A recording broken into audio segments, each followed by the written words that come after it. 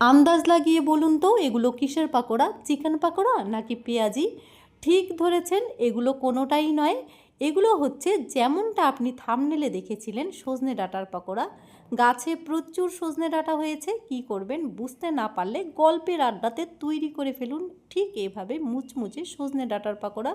আর যাদের সজনে গাছ নেই তারা কিন্তু একদম চিন্তা করবেন না, বাজারে এখন সজনে ডাঁটা জলের দামে বিক্রি হচ্ছে।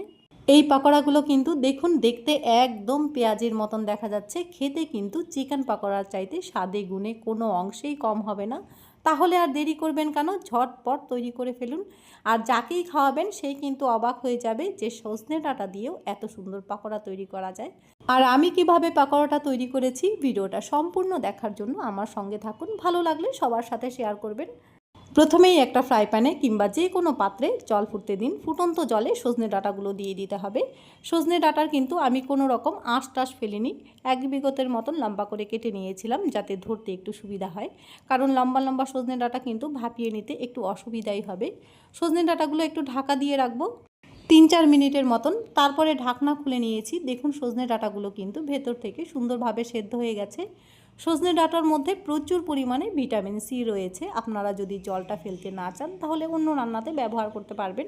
আমি জলটা ঝরিয়ে নিয়ে একটা পাত্রে তুলে নেব। তারপরে দেখুন কিভাবে আমি সজনে ডাঁটার ভেতরের শাঁসটা বের করে নিচ্ছি।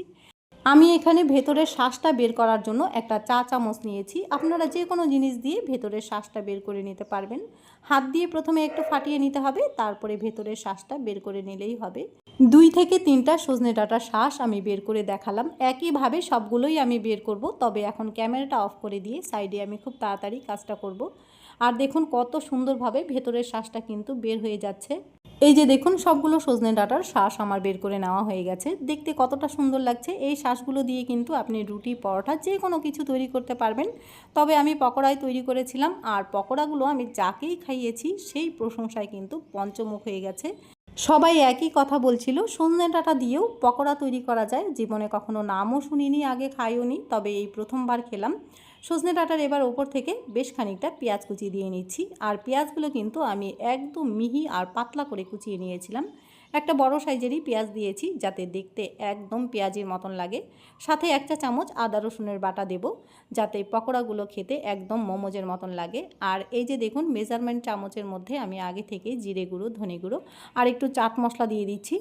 ঝালের জন্য এখানে আমি চিলি ফ্লেক্স দিয়ে দেব, তবে আপনারা চাইলে কাঁচা লঙ্কা কুচিও দিতে পারেন। স্বাদমতো লবণ কিন্তু এখন পর্যন্ত দেওয়া হয়নি, তাই একটু স্বাদমতো লবণ দিয়ে নিলাম। আর ওপর থেকে দিয়ে নেব 2 চা চামচের মতন কর্নফ্লাওয়ার। চা চামচের একটু উঁচু উঁচু করেই আমি কর্নফ্লাওয়ার দিয়ে নিয়েছি। আর 1 চা চামচ দেব বেসন। বেসন দেওয়ার কারণে পকোড়াগুলো একদম মুচমুচে তৈরি হবে। সাথে মেজারমেন্ট চামচের 1 চা চামচ সুজিও দিয়ে নিয়েছি, এতে করেও কিন্তু পকোড়াগুলো একদম মুচমুচে হবে।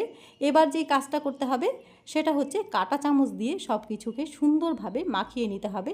হাতের ব্যবহার কিন্তু একদমই করা যাবে না, হাত লাগালে সব কিছু একসাথে দলা পেকে যাবে।